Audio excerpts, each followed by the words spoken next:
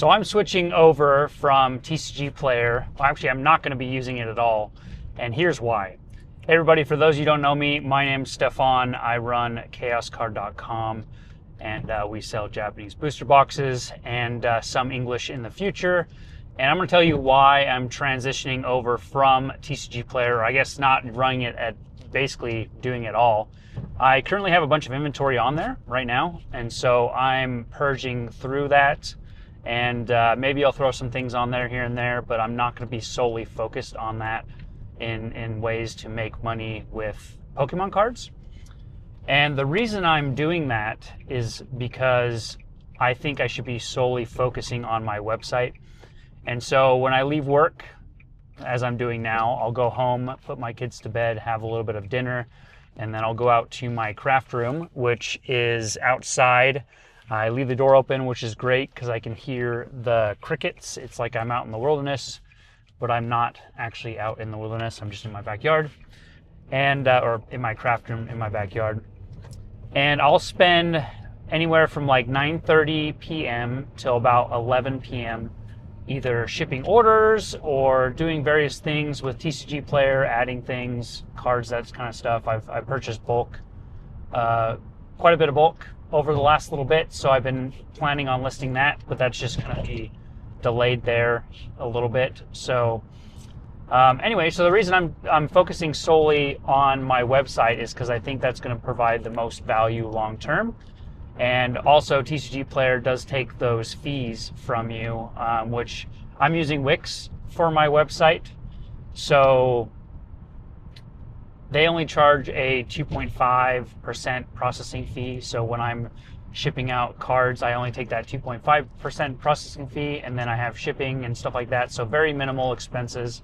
And TCG Player, I have to have their, 14.5% taken from my total profit. And then I have to pay for shipping, which is another $10, $15, depending on the size of the box or the card. And it's just not really taken too much of my time for the most part.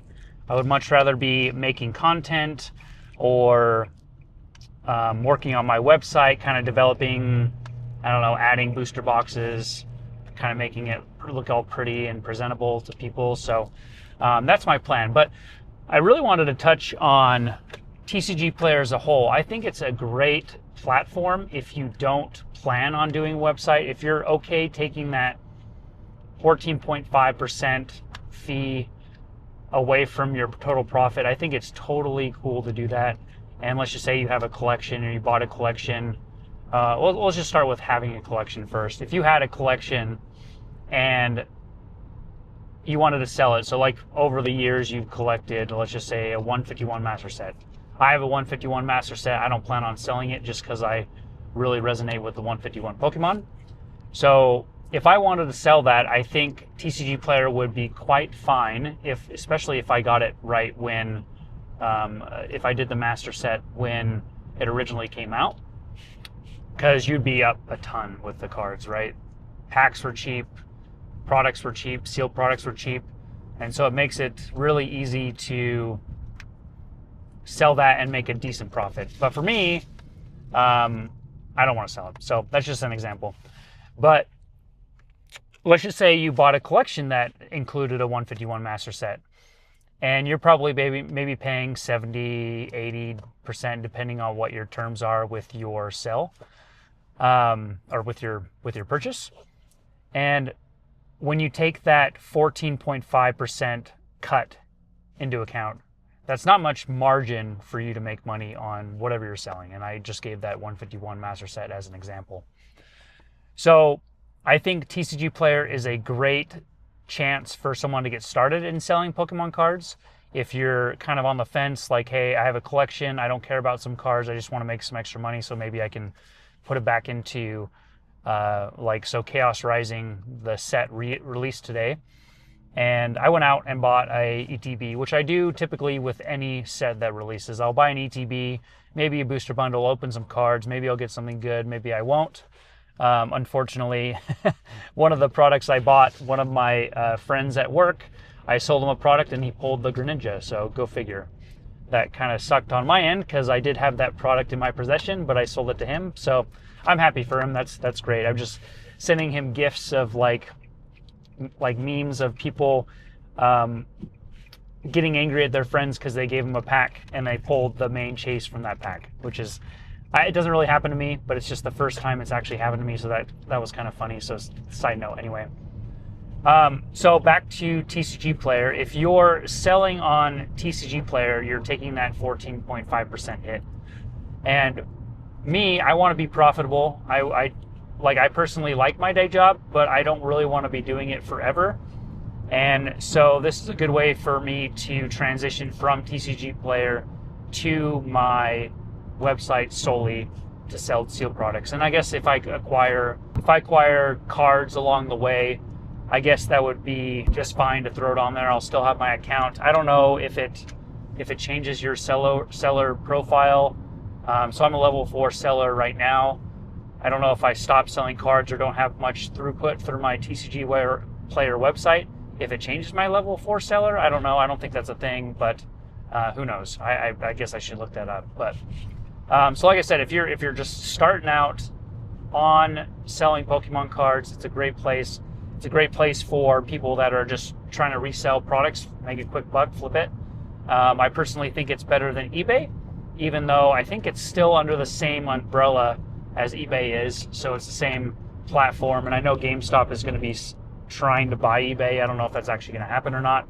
I saw an interview not too long ago where the gentleman, I don't know which YouTuber it was, but he was able to have a meeting with the CEO of GameStop. And I thought it was a really wholesome conversation about that, because the CEO of GameStop basically said that he thinks eBay is doing a crappy job with their seller support, and he thinks he can do a lot better job. The CEO apparently came from Chewy. I can't remember if he started Chewy or if he was just the CEO of Chewy. I can't exactly remember what went on there. But he seemed pretty wholesome in general. I personally don't agree with what GameStop's doing in terms of like adjusting the market price for products, but that's what we're doing as a whole. Like, I'll adjust my Japanese booster boxes to reflect market price. So I guess eBay's doing the same thing, so you can kind of lump me in that category.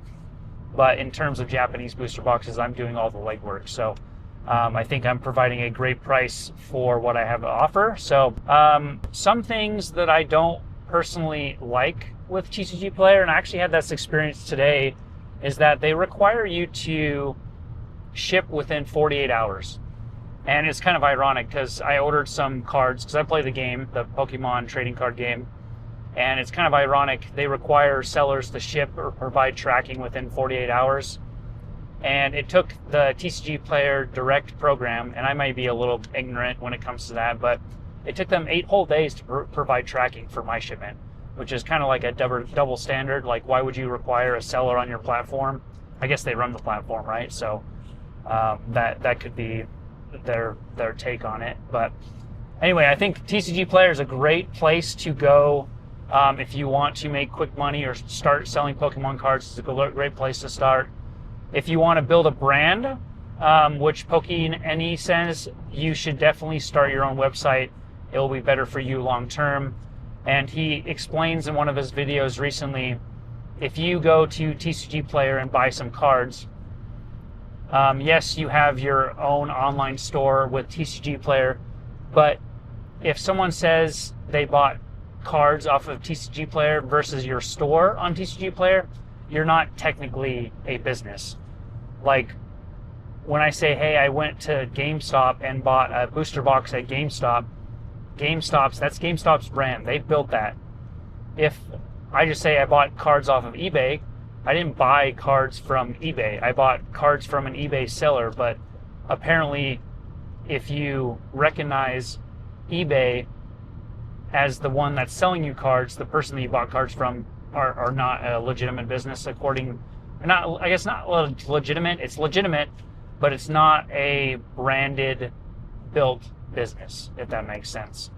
So anyway, new style of video, just going to try this out. I don't have much time in the evenings So this is why I'm working through some of the logistics on making content. I've been making excuses for way too long, so hopefully you'll see more of me driving in the car or in my office, in my craft room, or just me walking about. I'm going to do some of those videos as well. So anyway, guys, take it easy. And if you have any questions, you can drop them down in the box below, or if you have any input for me, that'd be great. I'd love to get some as well. But if you want to buy some booster boxes, check out us on chaoscard.com, and we'll catch you next time.